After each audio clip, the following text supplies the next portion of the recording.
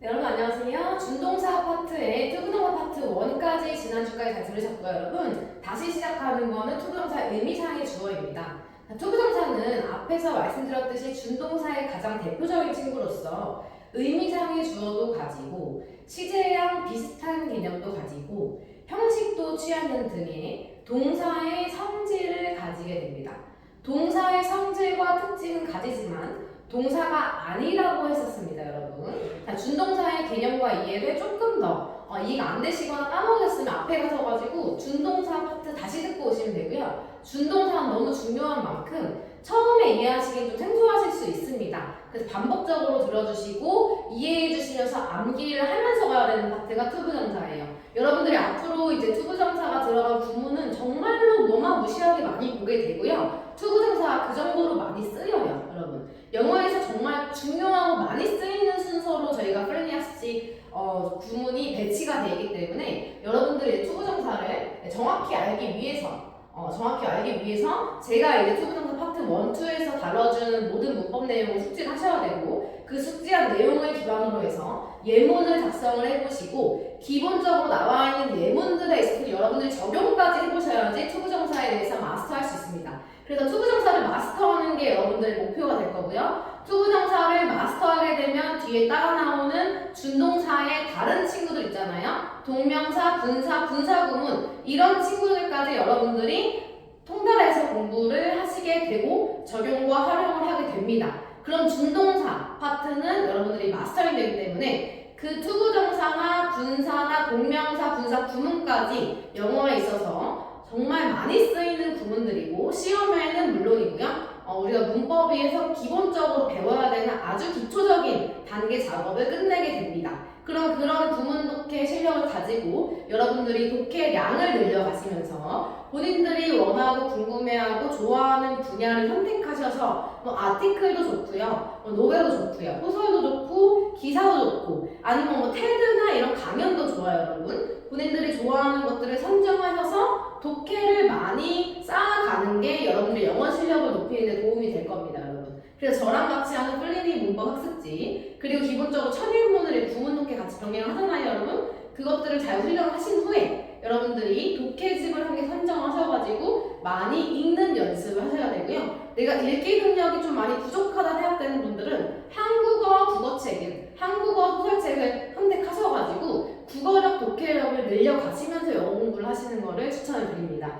어느 정도 영어 기반이 형성이 되고 영어 실력이 올라가는데도 불구하고 내 독해력이 좀 멈춰있다면 그거는 영어 실력을 점검하는 것도 하지만 내 국어력, 독해력, 문해력 파트를 점검을 꼭 해보셔야 돼요. 그래서 이제 고등 친구들에서 서술형 대비, 모의고사 대비 1등급을 목표로 하는 친구들 중에 2등급, 3등급에서 이제 넘어가지 못하는 친구들은 사실상 영어의 기본 실력을 점검하면서 내가 독해력과 문해력이 되는지를 확인하셔야 되는데 이게 그때 가서 하면 엄청 힘들겠죠, 여러분. 그래서 우리 중학교와 초등학교 때부터 책을 많이 읽으라고 하는 이유가 여러분들이 영어를 잘하려면은 독해력이 있어야 된다는 거를 좀 강조드리고요. 여러분 들어가도록 하겠습니다. 그래서 준동사에서 이제 기본적으로 중요한 것들 위주로 우리가 선정을 해서 설명을 드리는데 투부정사는 사실 준동사의 대표적인 친구이기 때문에 이 투부정사만 정확히 알아도 이 친구가 가지는 성질과 특징이 동명사에도 적용이 되고 분사에도 적용이 돼요. 그러니까 투부정사를 확실히 하고 넘어가는 게 좋아요.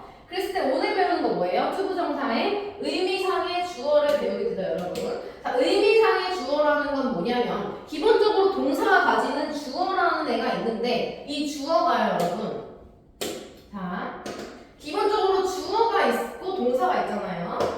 자, 주어가 있고 동사가 있는데 주어가 있어야 동사가 있죠, 여러분. 기본적으로 문장이 형성이 되려면 주어랑 동사가 하나씩 있어야 돼요. 주어랑 동사를 하나씩 가지는데 이게 원래 문장이 하나씩밖에 안 되기 때문에 우리가 주어나 동사를 추가로 가지려면 뭐가 필요하다고 했죠? 접속사가 필요하잖아요. 그럼 접속사를 추가를 해주면은 그 다음에 주어가 한 개씩 더 추가가 되는 구조로 우리가 영어 문법이 애초에 기본적으로 형성이 된단 말이죠. 근데 우리가 이렇게 되면은 너무 문장도 길어지고 주어가 막 겹치는 경우도 생기고 접속사가 좀 무게감이 있다 보니까 이게 너무 경제적으로는 비효율적인 거죠. 왜? 내가 계속 뭔가 자원을 집어 넣어야지만 된다면 너무 이제 우리가 소통하는 데 있어서 언어는 기본적으로 좀 짧고 간결한 게 좋잖아요, 여러분. 우리 글 쓸 때도 좀 짧게 반복적인 거 빼고 그냥 간결하게 하는 게 잘 읽힌단 말이에요. 그럼 우리가 소통을 하라고 언어를 만들었는데 언어가 계속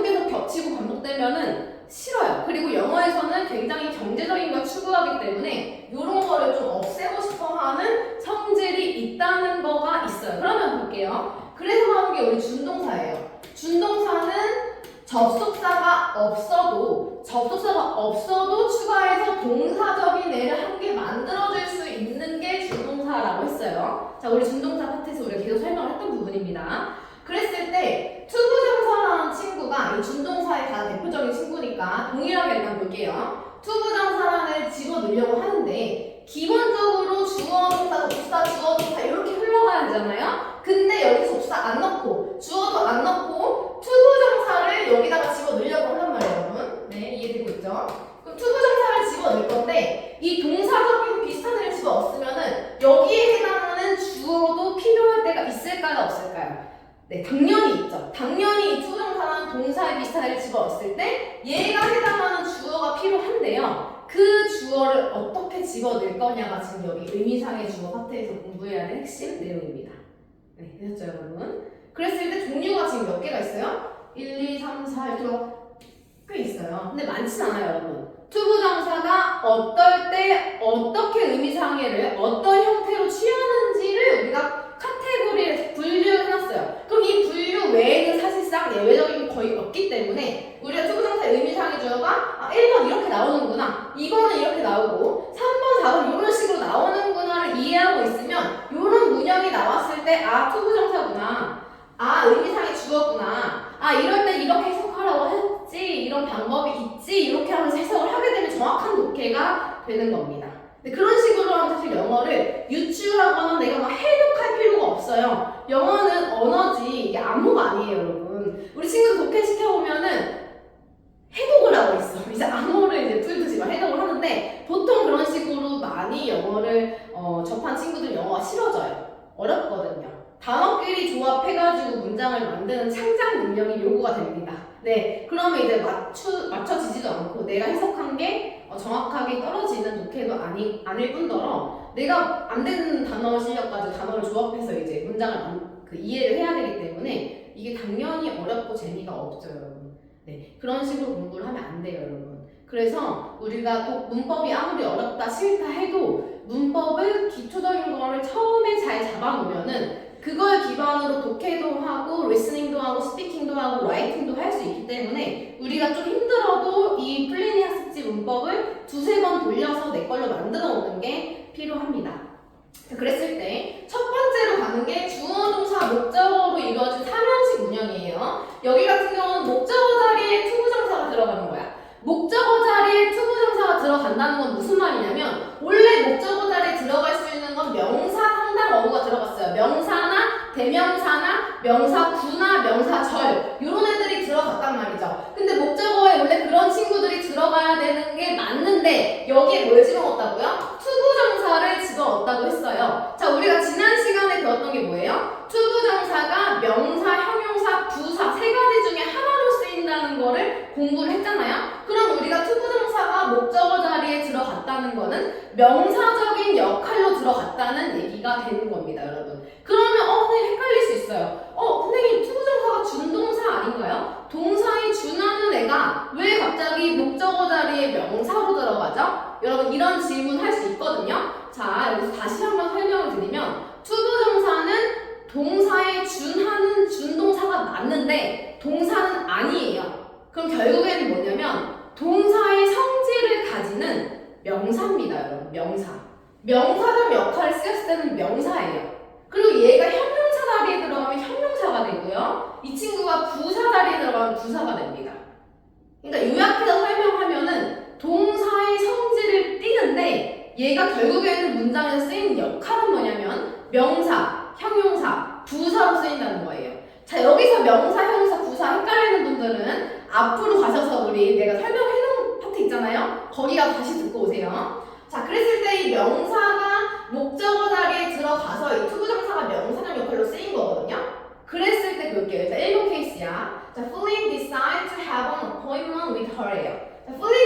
했어요? decide, 결정했어요. 뭘 결정해? have an appointment. 자, 약속을 하는 것을 결정한 건데 누구랑 같이? 그녀와 함께 약속을 하기로 결정을 한 건데 지금 주어는 plan이고 decide가 동사가 되고요. 이 to have an appointment with her가 목적어가 되는데 목적어가 엄청 길게 느껴지는 거죠. 이게 뭐예요? 전문용어로? 투부정사 덩어리죠. 구. 투부정사 구를 의미합니다. 그럼 여기서 투부정사 구가 어디 자리 들어간 거예요? 목적어 자리 들어가서 무슨 역할? 명사 역할을 한 겁니다.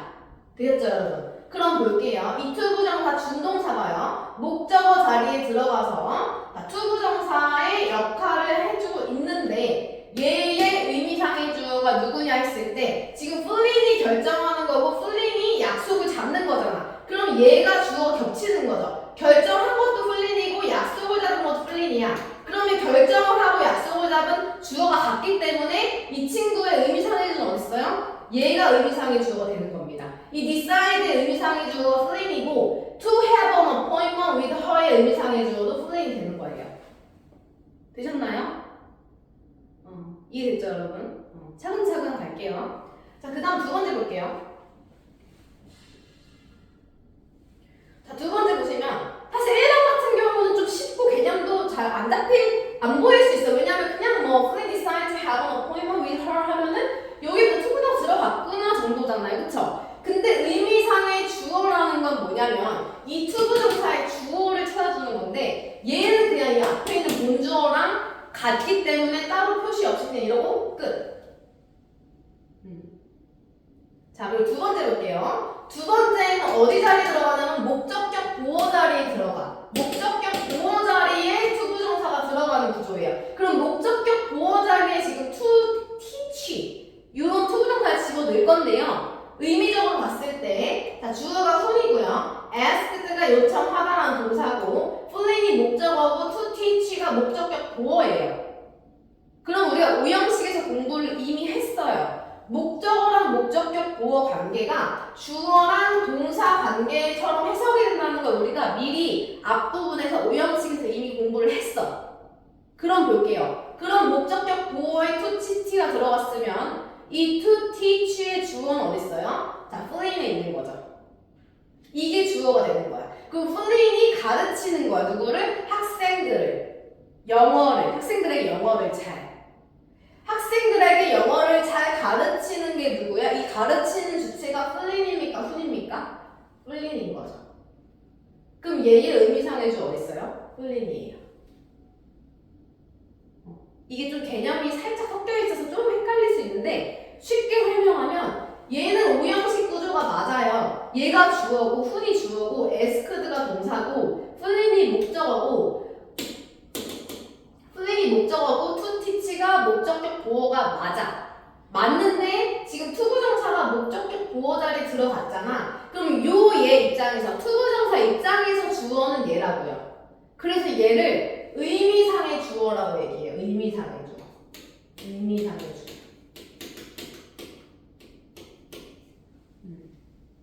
함부로 주어, 동사 이렇게 말할 수가 없어요. 왜? 투부정사는 동사가 아니니까. 준동사니까. 이 친구는 여기 목적격 보호 자리에 들어간 거죠.